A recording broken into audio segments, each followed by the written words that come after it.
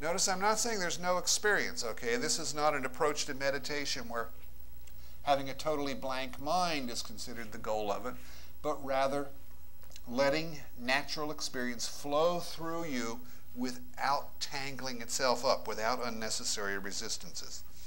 This is the kind of thing that can reduce suffering and increase satisfaction. The next slide, for instance, shows you a graphical representation I've taken from a pamphlet of Shinzen. Pain with resistance, okay? You're sitting, say, and your knee hurts, and damn it, you know, your knee hurting is probably going to result in your leg falling off, and you shouldn't have to do things like that anyway, and you've had too much pain in your life. With that resistance, it gets worse and worse and worse, and you sit there cursing at it and so forth. If you can look at the pain with equanimity, it just flows through you. It's sensation. It's a constantly changing flow of sensation. Now, I know that's true, incidentally, for at least small pains. I haven't had the opportunity to experiment with big pains. Part of me is quite happy that I haven't had the opportunity and sort of hopes it stays that way, but suspects you can't have that kind of guarantee. The next slide shows the same sort of thing as with satisfaction. When you purify consciousness, when you experience pleasure with craving, you want to grasp onto things. Oh, that's good, I want more. When you let it go, it flows through you, and it's much more satisfying. William Blake said it nicely. He who binds himself to a joy does the winged life destroy. But he who kisses the joy as it flies lives in eternity's sunrise. Yes, nice. Now, I'm going to skip the next 2 slides, Cindy Lou, because I've been talking for a long time already. Just go on to some working conclusions. I asked, has there been any progress in meditation in the last few hundred years? I think that for the most part through the centuries meditation has been static, but we're beginning to see some progress now, in the sense that teachers like Shinzen and a number of the other Western teachers are beginning to experiment with different ways of teaching it, trying to adapt it more to different kinds of people, and that we're slowly beginning to learn something about how to teach it more effectively then. That is, in the past, one of the dominant beliefs in meditation training was one size fits all. And if you were having problems with your meditation, your teacher said, sit more. Well, you know, some people would eventually break through if they didn't drop out first. But how many more people might have stayed with it if they'd had a different technique? If they hadn't had the one size fits all. That one size fits all, incidentally, I found out is one of the reasons we won the Revolutionary War. I read a fascinating book about the Battle of Lexington and Concord that started the American Revolution.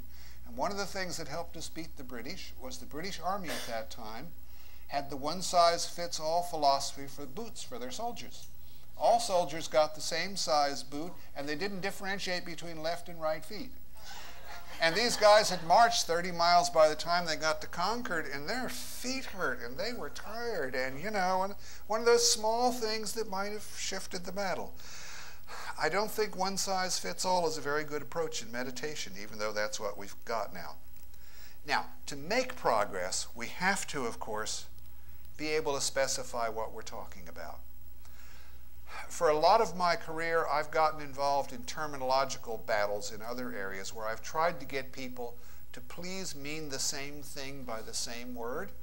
I think it's like Don Quixote tilting at windmills. Right? By and large, it's not made any difference. But you can get an individual to start using terms consistently within their own work. You know, I'd like to think that all the meditation teachers in the world will hear about my lecture and say, yes, we've got to come together and have a conference and rigorously define the 17 types of meditation and have specific terms for each, and that will be it. But it's not going to happen that way. But as transpersonal psychologists, we can do better, because we're not just in a meditative tradition, we're in a scientific and scholarly tradition, where while we know the limitations of words, we know that when we use them, we can use them skillfully and consistently and communicate a lot more meaning if we do that. So we have to not only define the terms more precisely, but then our big job as transpersonal psychologists is to begin to figure out what specific controlled attention practices should be applied by what specific kinds of people under what specific kinds of circumstances in order to get a lot of work accomplished in an efficient way. I have a dream that I hope somebody will fill someday, although I may be long gone by then. And it's this: when somebody comes to me now and says something like, I want to start on a spiritual path, what should I do? I can't honestly give them much of an answer. You know, stop watching so much TV, I suppose. But I don't know what path is good for them. I would like to be able to say, here, take this psychological test, which has been developed over the last 20 years, and I'll come back and see me after it's scored, and then they come back and I'll say, okay, I don't recommend Zen for you. For your kind of person, 2% of them get enlightened in Zen, but 30% go psychotic with Zen. And I think that's too high a risk ratio. Now, Sufi dancing for your type of person, 14% get enlightened and only 10% go psychotic. I'd like to be able to make that kind of differential recommendation instead of one size fits all. We don't know enough to do that, but we can do the kinds of research that would get us much closer to doing that. And then, as part of that, if I could have one more slide, we could come back to this question. That's not the slide I expected. I'm thinking of 234.